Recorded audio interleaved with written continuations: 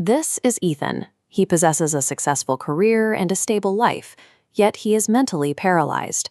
He is caught in an inescapable loop of anxiety that keeps him frozen on the edge of his bed. His paralysis is driven by a specific neurological mechanism called the default mode network, or DMN. This is the brain's idling system, the circuitry responsible for ruminating on past regrets and calculating future dread. The DMN operates as a closed biological circuit. Once overthinking begins, these signals multiply and feed on themselves. Because this is a structural loop, you cannot simply think your way out of it. Adding more thoughts to the system only provides the fire with more fuel. We inhabit a highly advanced technological environment, but we are running on primitive biology.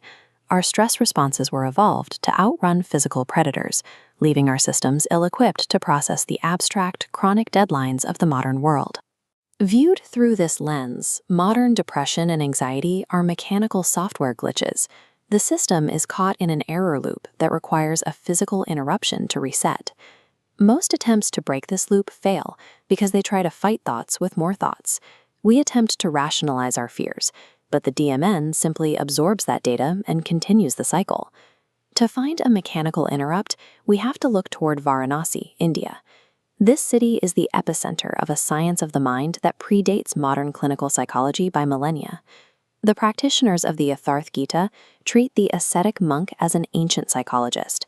They follow a rigid framework of cognitive and physical exercises designed to short-circuit a nervous system's panic response.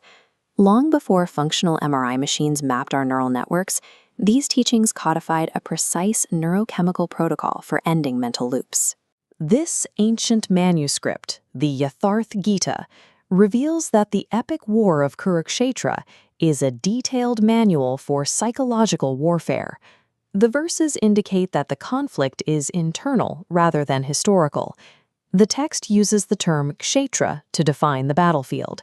It explicitly identifies the human body itself as the ground where this war takes place.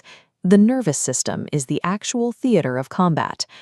The terrifying enemy armies described in the epic are metaphors for internal psychological states. The chariots and conchs represent biological impulses we must master. The commander Bhishma represents Brahm, or delusion. He is the root error of the anxious mind, the biological trick that convinces you your worst-case scenarios are inevitable. The warrior Karna symbolizes our scattered external desires. He is the impulse that pulls your focus in multiple directions, leaving the mind fractured and incapable of steady action. Curing the modern anxiety loop requires waging war against these specific biological illusions. This battle requires a physical weapon capable of targeting the nervous system directly. The weapon used to defeat these internal enemies is nam jap, the singular rhythmic chanting of a syllable, such as Om. This practice directly engages the vagus nerve, the primary biological peace switch. It runs from the brainstem through the vocal cords to the heart, regulating stress levels. Continuous vocal vibration creates neural track jamming. This rhythmic frequency occupies the phonological loop, physically crowding out the default mode network's chaotic chatter, leaving no bandwidth to sustain an anxiety spiral. This physical frequency lowers the heart rate and interrupts the amygdala's fight-or-flight response. It forces the body out of panic and into a state of physiological coherence. This is an active discipline.